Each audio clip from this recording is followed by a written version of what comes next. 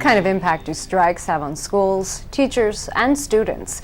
I'm Jill Horner. This is Comcast Newsmakers. With me is Pennsylvania State Representative Frank Farry. Thanks for being with us. Thanks for having me. Let's talk about a specific example. This is in your district, Neshaminy High School. They have been without a contract now for 4 years. Yeah, the school district and the teachers union have not been able to reach an agreement.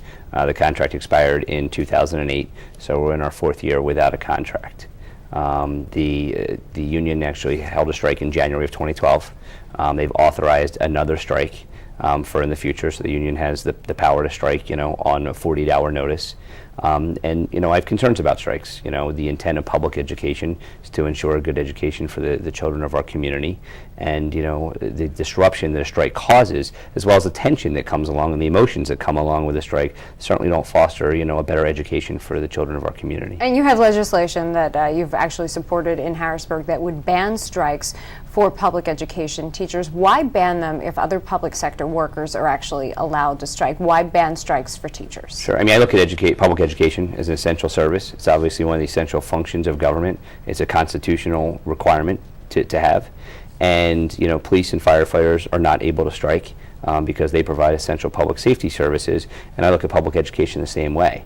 The legislation, House Bill 1369, which is Representative Todd Rock's bill, doesn't just ban teacher strikes. That's one of the components of it. It's the components that everybody focuses on, but it also changes the bargaining process to try and encourage a settlement between the parties so both sides can go back to what the ultimate goal is, and that's the education of our children. And let's focus on some of the specifics of this piece of legislation. As you mentioned, one of the key components obviously is banning teacher strikes, but it does go into a variety of other things, including changing the bargaining process. As we mentioned, the specific example within your own district, Neshaminy High School, they have been without a contract now for 4 years. Let's talk a little bit about how this piece of legislation would potentially change the bargaining process. One of the things that you say would change is that offers or part of the negotiation process would be made public. There would be more transparency, if you will, in the process. Sure, absolutely. There's been a lot of speculation and rumor and innuendo as to whether one side is willing to agree to one thing or not agree to something. And what this actually does is three key things. One, it requires 4 bargaining sessions per month. You hear from the union that the school board's not willing to negotiate with them, and it's a take it or leave it. Well, this requires the parties to be in the negotiating room 4 times a month.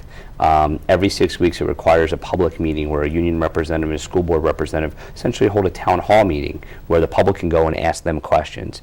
And then the third component is what you just touched on, which is the transparency. So the offers and counter offers would be made public. So the speculation that goes on publicly or what people are reading in the newspaper, that may or may not be accurate, well, you'll know if it's accurate because on the school district website it's going to basically provide you the offers and counter offers. Both sides have started doing that kind of voluntarily as this process has moved on, but the frequency of their meetings has been pretty infrequent. Both sides are pointing fingers at the other side saying it's take it or leave it, or the other side's not negotiating. And then you have the strike component as well. And actually, if you talk to a lot of teachers don't want to strike. They want to come to work, they want to focus on educating the children, they want to be fairly compensated, and they want to go home. So the question is, what is fair compensation? And how can we actually reach a fair contract that's fiscally responsible for the taxpayers of the community while providing the quality education we need for the children. Neshaminy's kind of unique because a lot of these issues aren't going on in other school districts, but this bill could certainly help alleviate the problems we have in Neshaminy. Could these issues, and we just have a short time left, be addressed separately? Do you have to ban strikes while at the same time forcing negotiations? Could you look at these as separate issues, or do you want to look at them together? Sure. I think the totality of having them together helps because you're you're not just unilaterally tackling one of the problems. You're saying these different problems can exist, and we're going to try and solve them all in one shot. But I think all sides will agree that strikes do not benefit in the educating of our children. Thanks so much for being with us. Sure. Thank you. We've been talking with Pennsylvania State Representative Frank Farry. I'm Jill Horner.